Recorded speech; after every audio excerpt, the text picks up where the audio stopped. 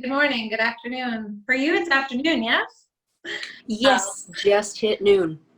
Okay, all right. So today we have with us Jen, a professional writer, a so-called amateur knitter, which I think is really funny, a designer, and a YouTube content creator. So thank you for being here today, and yeah, I'm excited to chat a little bit and get to know your story and everything. So thank you. Yeah, thanks for having me. Yeah. Okay, so can you tell us a little bit, maybe, I don't know if I introduced you properly, so maybe you could introduce yourself and tell us who you are. Yeah, so as you said, I'm a professional writer. My day job is writing content for high school coaches and athletes, talking about character development and life skills. And I also write fiction, mostly as a hobby. And then knitting, I call myself an amateur knitter just because I don't get paid for my knitting. It is something that I do for fun as a hobby, though I am hoping to start selling some of my knitting designs in the near future. Okay, yeah, I've been following what you're doing, and you've designed some amazing, your cardigan is beautiful, and your hat is really nice, and I'm sure you've got lots more up your sleeve. Very nice. So tell us where you come from. Where are you right now? Where do you live? Tell us about you. I'm in the central US in Oklahoma, which is just north of Texas. People usually, if they're not from the States, Texas, they usually have a fairly good reference for. So in Oklahoma, just north of there. Yeah, I don't really know. I've lived in Oklahoma most of my life, except for a couple of years when I went to university on Long Island in New York. So Okie born and raised, and currently dealing with the summer heat. Okay, yeah. So what is the climate like in Oklahoma? I've never been there. I don't even know what's the geographically climate landscape. Yeah, most of Oklahoma is Great Plains. So lots of it's not really flat, but like rolling flat land. So you can see for miles, and there's lots of wheat fields and sugarcane and just lots of farms. It's a very agricultural area. Not too big on the cities. Like, I live in a metro area, but I live in the capital, Oklahoma City. So it's the largest city in the state. And there's only one other city that even comes close. So it's not a very metropolitan state. Yeah. Okay, very nice, very nice. Okay, and the fiber world. How long have you been a knitter? Do you work with fiber in any other way besides knitting? I do know how to do some basic crochet. That's actually, my grandmother taught me how to do the basic crochet stitch, like how to create a chain and then do the singles and doubles. And that's still all I really know how to do, crochet. But then I started knitting when I was 12 or 13. Okay. So it's for a while. It's been about 15, 16 years that I've been knitting. Okay, very nice. And no, I really don't do anything else with fiber, though, other than a little bit of crochet. Yeah. very cool. And the fiber community, the making a podcast about your yarn adventures, how did that start in your life? Well, I discovered knitting podcasts a few months ago, and it was so great, like, just being able to sit there and knit and like have these other people talking about knitting and like talking about yarn and things that I had never really gotten into. with it. I usually just bought like acrylic yarn from the department store, and that was it. And so it was like this whole new world opened up. And then one of the podcasts I came across was Heather and Hops by ThymeWeaver. And I watched her first episode where she was talking about she wanted to do a log of her knitting from the beginning. And I was just like, I wish I could have done that. Like, I wish I had a video log from like age 13 to now of everything that I've knit. But YouTube didn't even exist when I started knitting. So but I can start now. So that's where it came from, was wanting to have a log of my projects. Exactly. Yeah, exactly. Sometimes we think, oh, like I should have started years ago or whatever, but the best time to start is right now. And that's awesome. Very cool. And you have your stories and stockinette stitches. So not only are you talking about your knitting and everything, but you're also giving us knitters audio book content. And that's really nice. And so as a knitter and were you someone who consumed a lot of audiobooks? I tend to read, or until recently, I was more of a reader. Like, I was one of those people that's like, I need a physical book in my hand, not a Kindle book, not a Nook, none of that, real book. And then my boss is a huge fan of podcasts and audiobooks. And so he got me into listening to more audiobooks, and it just kind of occurred to me that, you know, this would be a really good thing to have while knitting, is listening to an audiobook. And how cool would it be if there's also, you know, footage of somebody else knitting along with you? Exactly. I really enjoy that. My boyfriend came in the other day and I was listening to the portrait of Oliver Gray. What am I? Picture Dorian Gray. Dorian Gray, where am I? Oh gosh, it's been a long day. Of course, Dorian. And he was like, "Oh, this is so funny. It's so funny because I had my dog next to me and I was knitting and I was watching you with your cat and you were knitting, and I was like, it's just so beautiful. It's nice." Yeah. Thanks. Very cool. And I love the way you read the story. It's really nice. The picture of Dorian Gray. I don't know, of Oliver Twist. I don't know where I am. Yes, very nice. I haven't finished yet, and I don't think that you have finished. Have you uploaded all of the end of the book? Is it all? No, Okay. I just uploaded chapter 15 today. Okay, good. I think so chapter 11, so I've still got some content to consume. Very nice. Very nice. I think it's really good because as knitters, I don't know, are you a person, can you read an actual book and knit at the same time? I used to. Really? Yeah, I used to, like, it would have to be like a really big book that could sit flat, open on its own.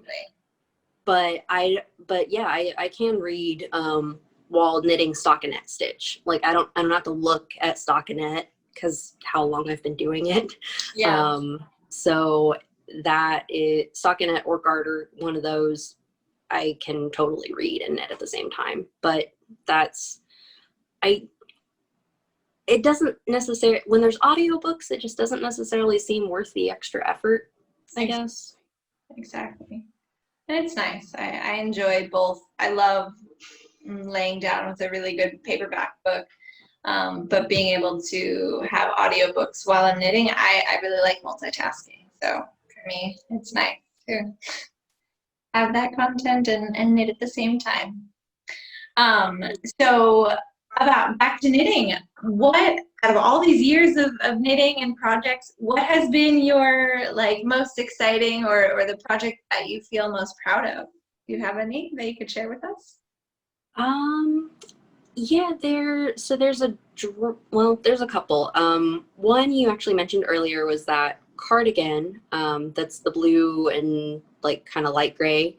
I'm calling it the Blossoming Lotus cardigan. And I'm really proud of that one, because it came together so quickly and so well, and it just started as this spark of an idea and just like wildfire to get it done. And so I'm really proud of that one. And then there was a dress that I made a few years ago that it's just a simple stockinette stitch, and the sleeves hit about here, and it's just a green dress, but I was really proud of that because it was also a design of mine, and I had never knit anything like that before, and now it has laid the groundwork for knitting my wedding dress. So Yes. That was something I wanted to talk with you about as well. So you have decided to knit your own wedding dress. Maybe you could talk about that. That's amazing. yeah, so I'm getting married in a couple of months, and I just, as soon as my fiance now proposed, I knew that I wanted to knit my own dress because it just like, I didn't care about anything else with the ceremony. I was like, we can go to the courthouse. I don't care. Like, but I want to make my own dress. And so I bought some 100% baby alpaca yarn that's in this nice cream color. And I, back in March, I actually finished a dress, and I was going to wear that. Mm-hmm. And then I tried it on again, and it didn't fit quite right. It wasn't exactly what I wanted. So I frogged it all back and I've started over. And so now I actually have it right here. Show If and you want to tell. see. Um, What? My gosh. Wow. The last time I saw in your podcast, I saw that you had like the front piece, but you hadn't put it together yet. So yeah. So what happened was when I decided to do the second one, I knit it flat, the sleeves and the front and the back and everything. And then when I put it all together, the sleeves did not fit oh no. at all. It was, so I had to redo the sleeves for a third time.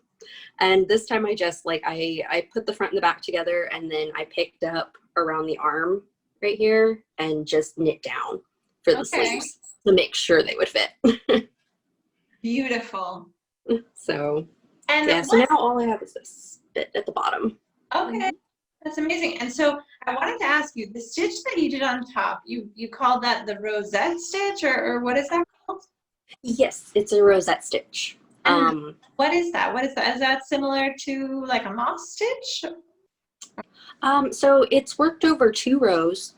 The first row is just knit all the way, and then on the second row, every 2 stitches, you first purl them together, and then you purl 2 together, and then knit those same 2 together, and you do that all the way around. Okay. And well, I guess it's technically knit over 4 rows because you do have to kind of shift it to make it so they're not in a straight line. Oh. Yeah. So, but there's online there are several different. It's a really common stitch. Okay, yeah, I don't think I had ever seen that, and when I saw the texture, I was like, wow, that's beautiful, and it's perfect for something like a wedding dress. Yeah, that's what I thought. Yeah, I did a lot of research into different stitches before starting, so Wow. I think it's turned out well. Very wise of you to start back months ago in case something like frogging the whole dress was going to happen. Right. Yeah. Wow, that's going to be so special. I love it. Very nice. And the bottom, the skirt part, what is that, just stockinette, or are you doing something special there? How does that work?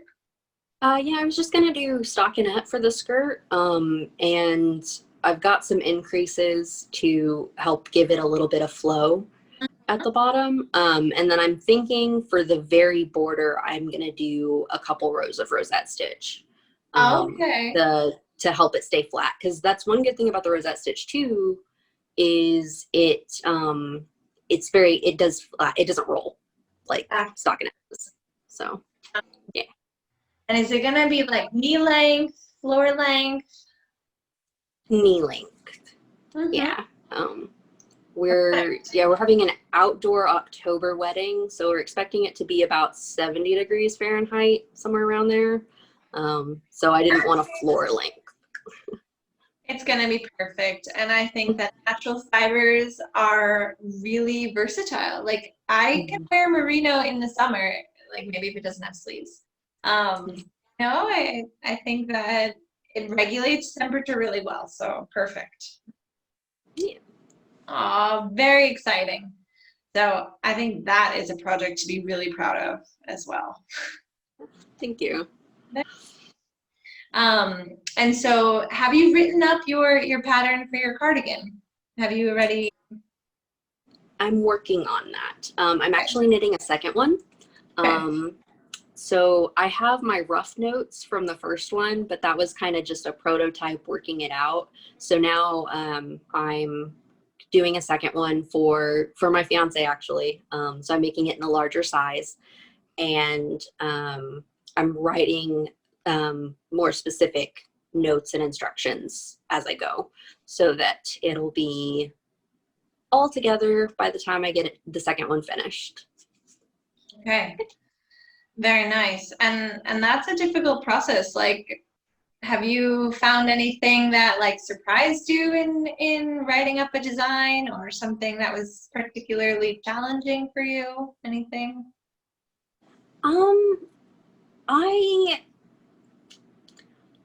I mean, I think it's always a little challenging to explain how you do certain techniques.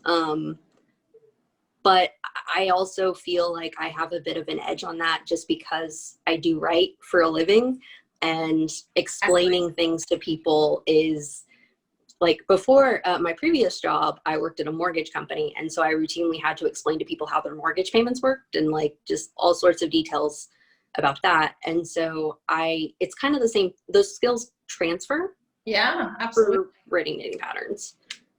Absolutely. So I think, very cool. Yeah, and that's something else I wanted to talk about, because you are such a multifaceted creative, no? And your writing career, and I mean your side project of writing novels and stories. And how does that work? Do you have a blog, or where are you releasing these things into the world? Yeah, I have a blog called Minutes Not Seconds. The website is minutesnotseconds.home.blog. Okay. And I've got some shorter works up there. I've got some kind of behind the scenes sort of brainstorming stuff, like kind of a look at the process of how I go from ideation to story creation. Very cool. And I have most recently been posting in installments a novella that I completed recently. So a typical novel is going to be about at least 70,000 words. A novella is going to be more like 30,000. Okay. So it's not, so it's a longer work, but it's not like novel commitment kind of thing. All right. And so you have finished that, and now you are releasing it in installments.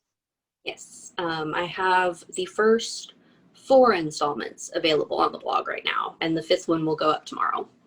Oh, that's so exciting. Okay, I will have all the information down below so that people can go and read and check it out. I feel like people who read on ebooks or tablets can read and knit much easier than those who try. Yeah. So I think it could be quite compatible. Yeah. Well, and I haven't started recording it yet, but I will be releasing an audiobook version of this novella. I will be there for sure, because I love a good audiobook. So awesome. Very exciting. What else did I want to talk to you about? Tell me, like, what does a typical day look like for you? So I know you're writing, you're knitting. What is a typical day for you? Well, I work from home, so most of the time I'm just working in my PJs or comfy clothes. Very nice. And I I spend a lot of time on a website called For the Words, the number 4, the words. It's like a Word document kind of site, but it's also a game in that you fight monsters while you're writing. So it's like each monster is a certain number of words in a certain amount of time. And so you have like 15 minutes to write 150 words or something like that. My mind is blown. This is incredible. The internet is amazing. Yeah, it's great. And you like have a little character that you can give wardrobe stuff and all kinds of things. But I spend a lot of time on this site because I use it for both my work and my personal writing. Wow. I'm gonna check that out as well. That sounds amazing. Yeah, it's great. They do have a subscription cost. Like there's a 30-day free trial, and then after that it's subscription. But for me, it's been so worth it. Very, very cool. So that helps you like stay motivated, keep going, like, and it's fun. Yeah.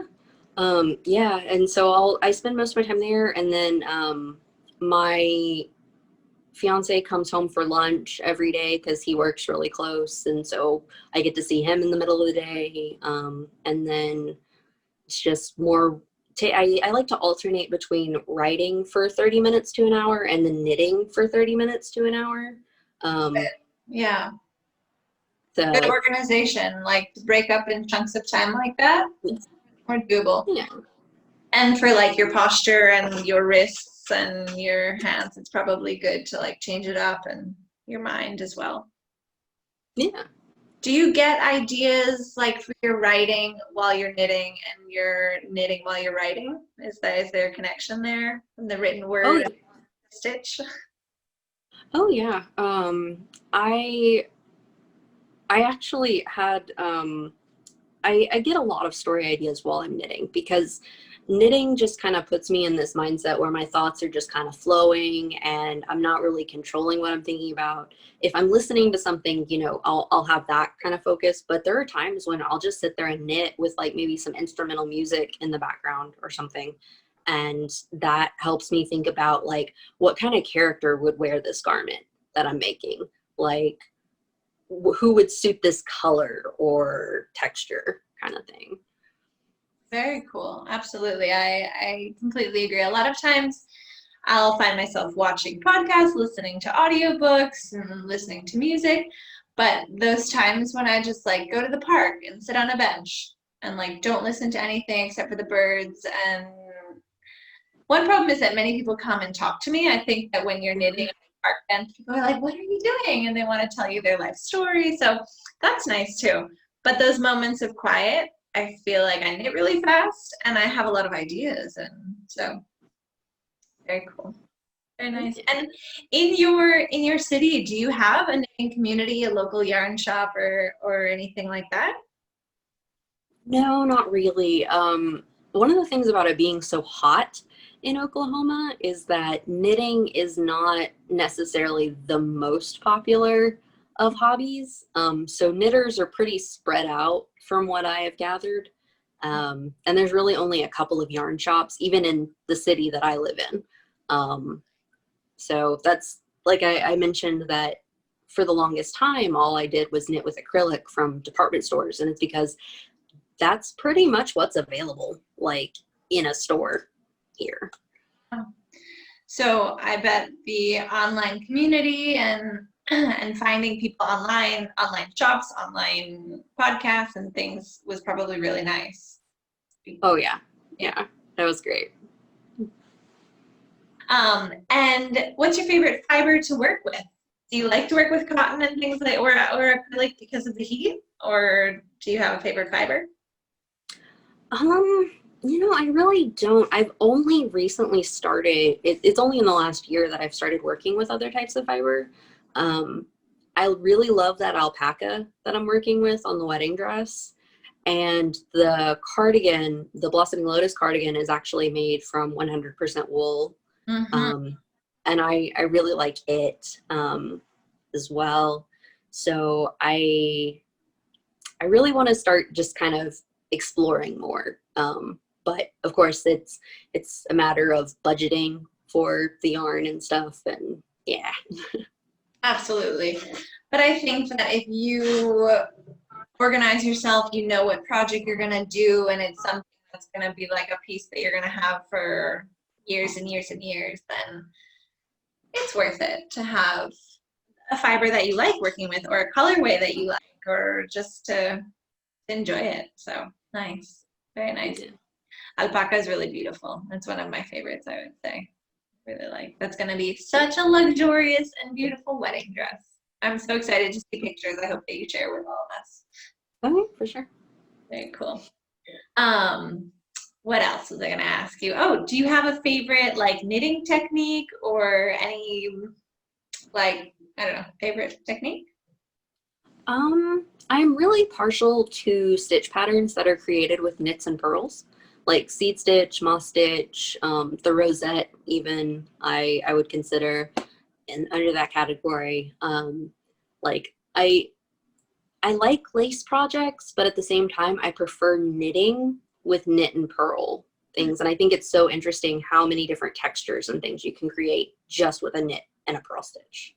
So Absolutely.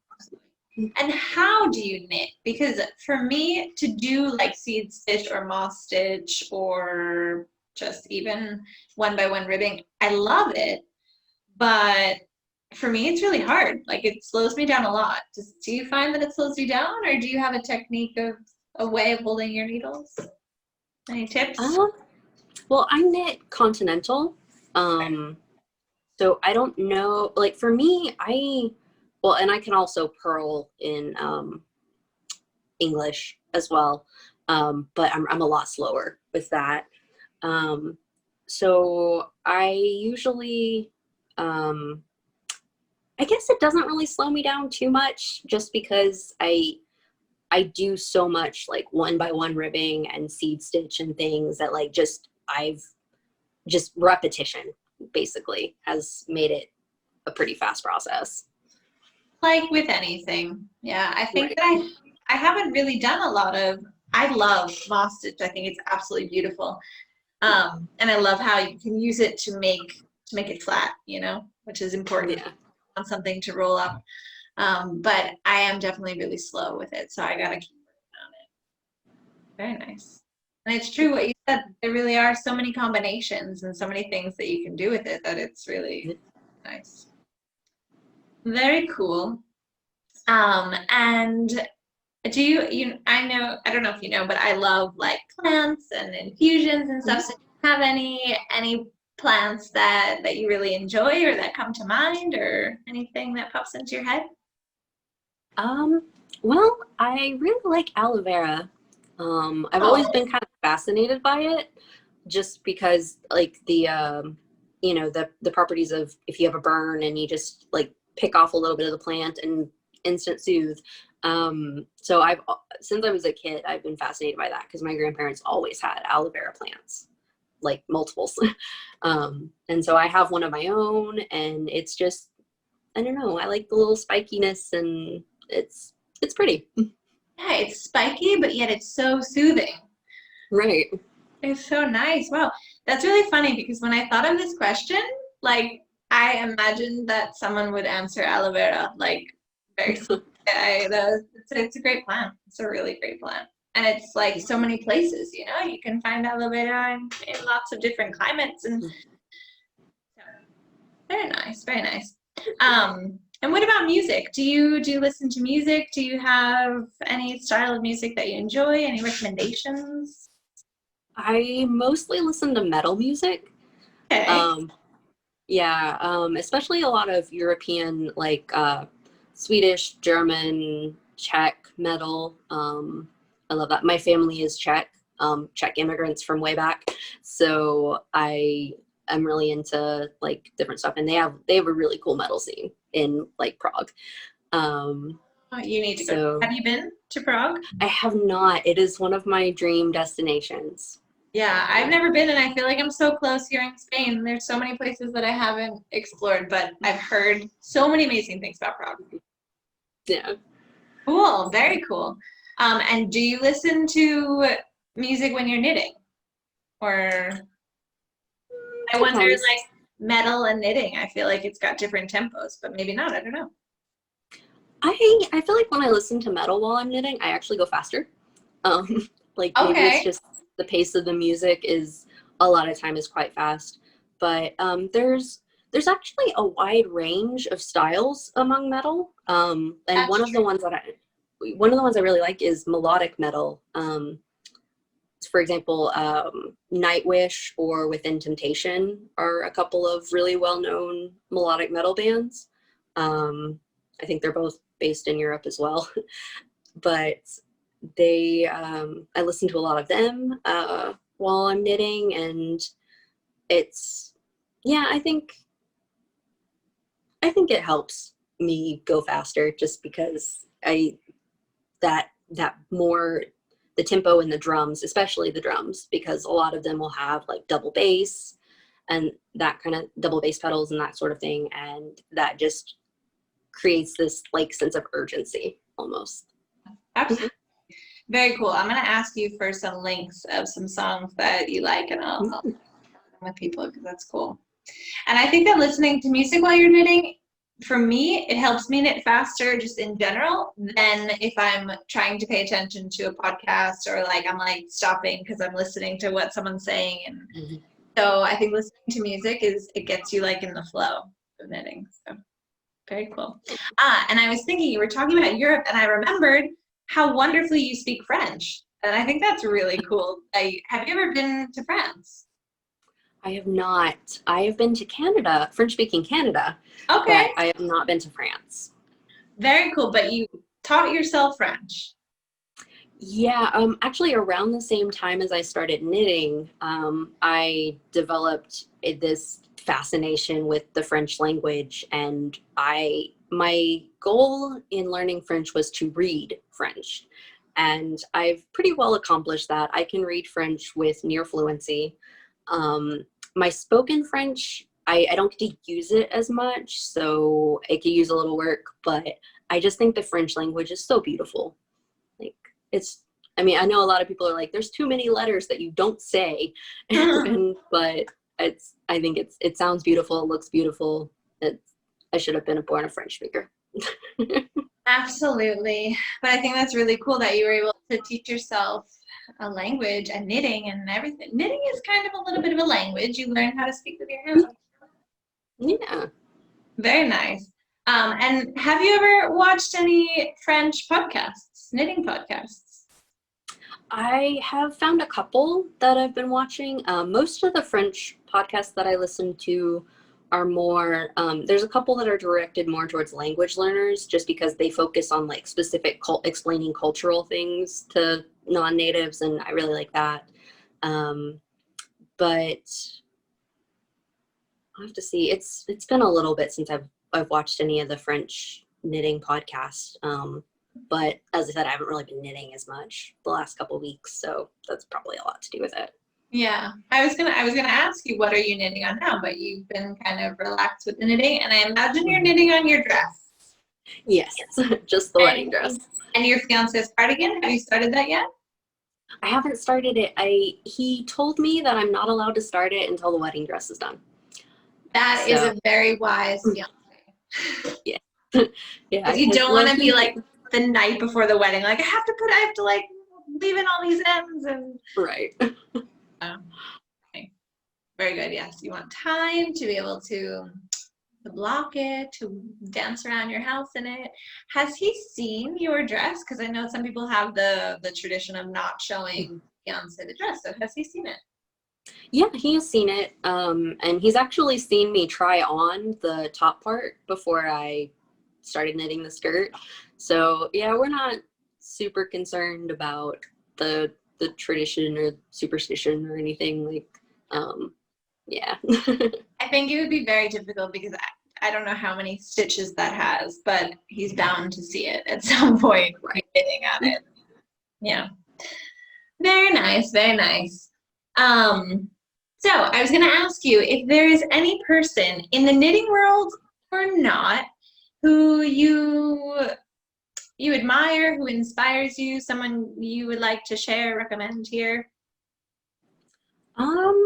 Well, in the knitting world, I'm a really big fan of Jen and Kim from Fleece and Harmony. Wow. They Very good. yeah, they have a knitting podcast. They were actually the first knitting podcast I found that got me into the world of knitting podcasts. So I think that's why I have like this soft spot for them. But I also love their yarn because they have a sheep farm and mill in Canada on Prince Edward Island. And so they make 100% wool yarn from their sheep and other Prince Edward Island sheep. And yeah, I'm a big fan of their product and their podcast, and I think I want to send some love their way. Very, very nice. I'm gonna have to look into them because I don't think that I've ever seen their podcast or anything. So you're opening up a whole new world. Very cool. Okay. So what is on the horizon for you? What can people expect to see from you in the next few months, this year, anything? Well, I'm hoping, okay, so a few different fronts. On the YouTube front, I'm gonna finish the picture of Dorian Gray Good. this year. Okay. I did end up skipping, like I was uploading weekly and then I skipped 1 week, but goal is to continue weekly until it's done. So that'll be done by the end of the year. And then the next step will be doing the novella, which is the title of that is Composed. Oh, cool. And so that'll be the next thing for the YouTube channel. And then as far as knitting designs go, I'm going to be writing up the cardigan. And then I have a shawl that I almost have it completely written. I have like a couple more things about the border to write down. And then I'm going to start looking for people to test knit. I don't know why I had trouble thinking of that phrase, but Very nice. Very nice. You've got so many things and they're all planned out and you've got a lot of stuff on your plate. Very good. I admire. yeah. Very cool. Very nice. So, where can people find you on social media, website? You did mention before your blog, which I'll put that down below. And Yeah, so there's the blog Minutes Not Seconds, the YouTube channel, which is j.e.novotny, and then the only social media site that I use is Instagram, and I'm on there as j.e.novotny as well. perfect. Very nice. Oh, well, this was so lovely to speak with you, and thank you so much for saying yes and hanging out for a bit. And yeah. All Yes, right. thank you. Well, let's say goodbye and happy knitting. Ciao. Okay. Very nice. Thank you so much.